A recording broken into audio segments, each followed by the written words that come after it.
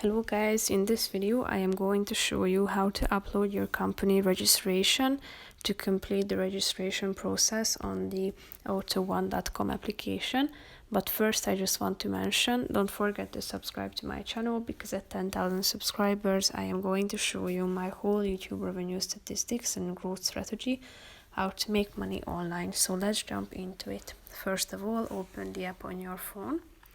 After that you should tap on a car and then tap on buy this car.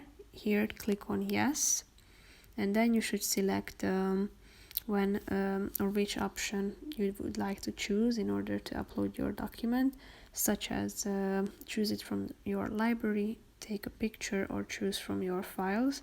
If you want to take a photo, tap on the second option and click on this white button down below and then click on use photo, thereby uploading your document, or you have the chance to choose it from your files. That's the last option.